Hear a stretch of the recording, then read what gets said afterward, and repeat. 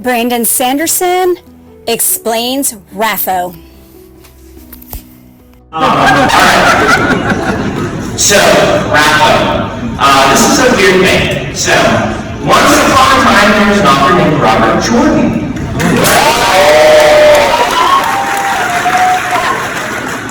And Robert Jordan started going to book signings and getting very detailed lore questions of the type that people like myself on his fan forums really liked to ask and be curious about. I never got to meet him, but I was part of that community, and he would start saying something called Rapho, read and find out.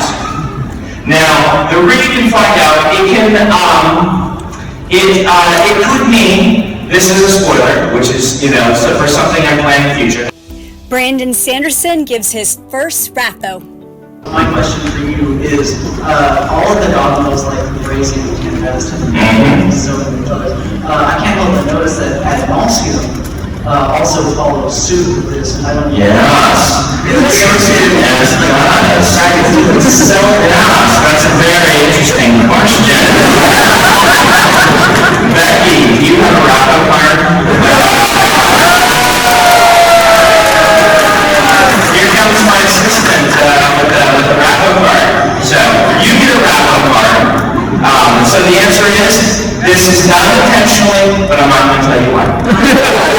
Brandon Sanderson issues his second Rapho. So my question is there anything new you can share about the ecosystem beneath the Oceanic continent and the surrounding oceans? Is there anything new I can share about the ecosystem? No, I'm around for you.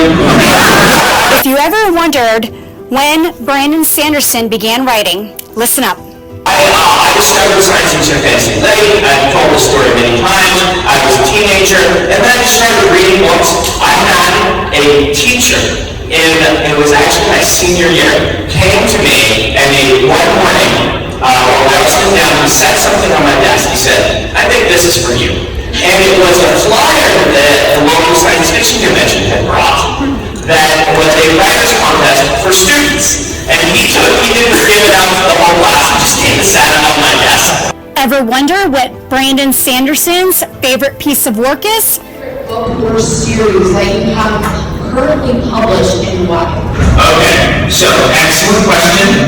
I don't pick favorites. Which novel is likely to be adapted into live action? What do you think is most likely to be adapted into a movie, video game, or TV show? Okay, which is most likely? This is a hard question because a lot of them are so expensive, which is what's kept them from getting made so far, right?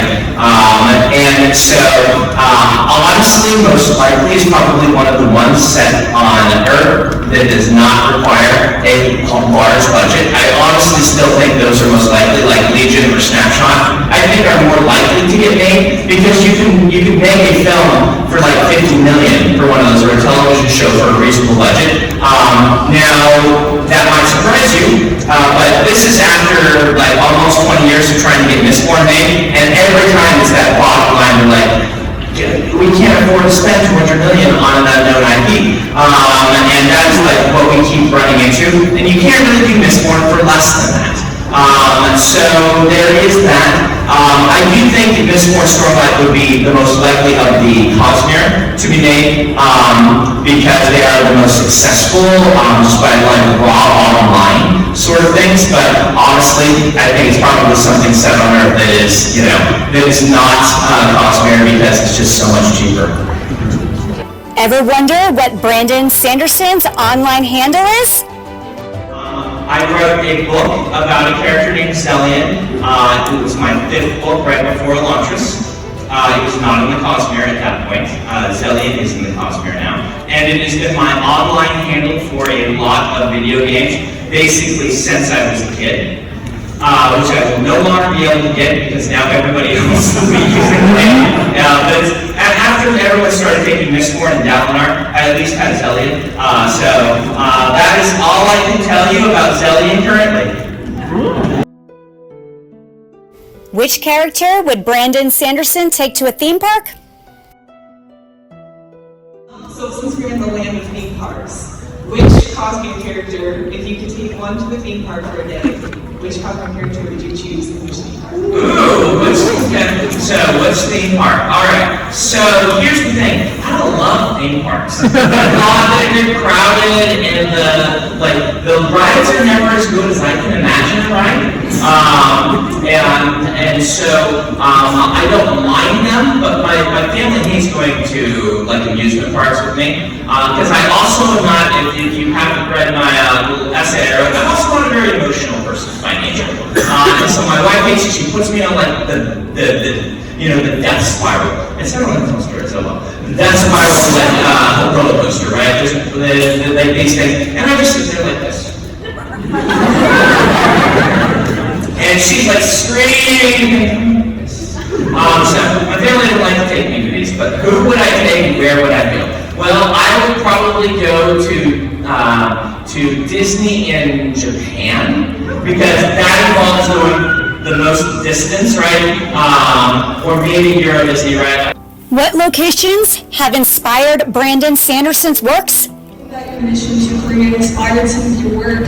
What are some other places you've traveled to that inspired the worlds and the cultures that you created? That's a great question. All right, so I'll list off some of these. We'll start with the most obvious one, which is when I did my first tour in Taiwan. I was brought over there by my publisher and my translator, who were really great ambassadors for Taiwan. They just wanted me to see everything. They took me to every cultural site. Like normally when I go to a country, they'll take me to one place and then I'll do all my signings and stuff. No. They just you have to see this and this and this and this and this and this and this and this. And Emperor Soul was distinctly inspired by a trip to the Palace Museum in Taipei, where they had a whole bunch of the old, we call them Korean sansuhwas, the old paintings that are like the gorgeous landscapes, the old school kind of Chinese style painting. They also inspired some of the stuff I'm doing in the Nightmare Painter. But they have little, again in Korean, we call them tojongs. I don't know if this was to Paris. I was 17 and I went to Paris to study abroad. And the French was the language I studied in high school, and that is a direct inspiration for Mistborn. I grew up in America where all of our cities are kind of new, right? And it's rolling kind of, destroy them and build something else on top of them. So it was really eye-opening for me to go to France and see it looked, a lot of things still look like they did 300 years ago, despite, some modern upgrades and things like that. And the architecture of where I was living just outside of Paris really deeply influenced the look of Mistborn. I say usually that Luthadel is modeled after 1820s Paris. I ended up doing a lot of research on that. That's why Ben and Telsier, you can say Telsier, by the way. So. It was a full house for Brandon Sanderson at Tampa Bay Comic-Con 2023.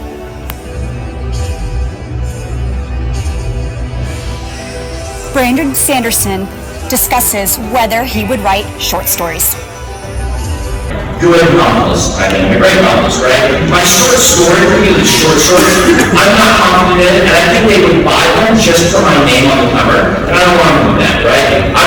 If I sell a short story, I want to sell a short story because the short story is good, not because they want to have Brandon Sanderson's name on the cover. Because if my name is on the cover, people will go buy it in large amounts. And so, whenever I submit short stories, which happens very rarely, I've only done it a couple times in magazines, we submit under a pseudonym. So far, none of those have been picked up, which is how I know I'm still only mediocre at short stories. A fan asks, would Brandon Sanderson write under a pseudonym?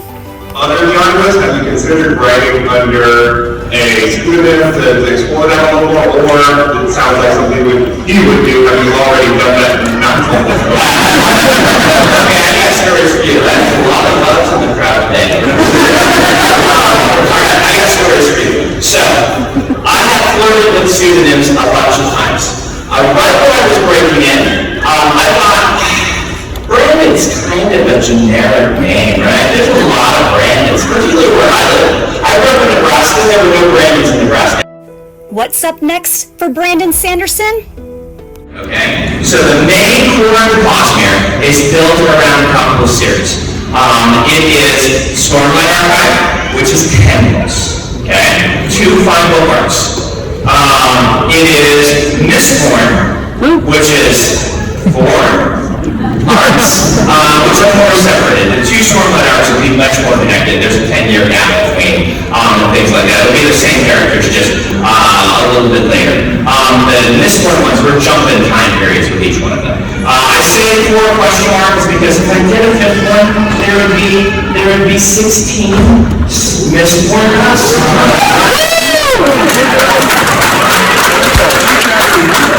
It feels like I need to fit a cyberpunk in, so the next one will be like 1980s, and the next one's going to be far future, but I might need to sneak a little cyberpunk near future, so I can fit you one in. So, anyway, so that gets us to most likely 26 books, right? Of which we're not quite halfway here. It is Elantris, which is 3 books.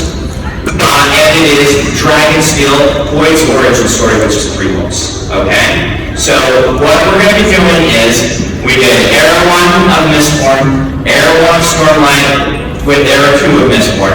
I'm now going to, after I finish Stormlight 5, which should come out this year.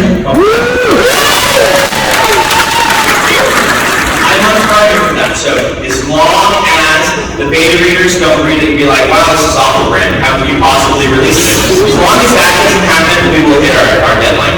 I'm 2/3 of the way through it, and it's looking really good. So, next I will probably do Era 3 of Mistborn with Book 1, Mistborn, and then Elantris 2, Book 2 of Mistborn, Era 3, and then Book 3 of Elantris, and then the last book, that Era of Mistborn. So kind of a 5-book thing going on there. And then we'll do Stormlight 6 through 10, and then we'll do the Holy origin story of Dragonsteel, and then we will do the last arc of Mistborn, and that's the end of the Cosmere. So that's what we're looking for without counting little deviations here and there. Now, there might be a few books you're like, wait a minute, Brandon, you promised us this. Hopefully I'll get you a Warbreaker sequel, a book on Threnody, a book on the Eighth Planet that we got a glimpse of. I would really like to do, there are some books of dragons in the Cosmere, but the company's named Dragonsteel. It'd be nice to actually do some dragon books. We'll see what happens. So, that's what we're looking at. My goal is to finish it all by age 72. That concludes the Brandon Sanderson panel at Tampa Bay Comic-Con 2023. If you like what you see, please give us a thumbs up and subscribe to our channel.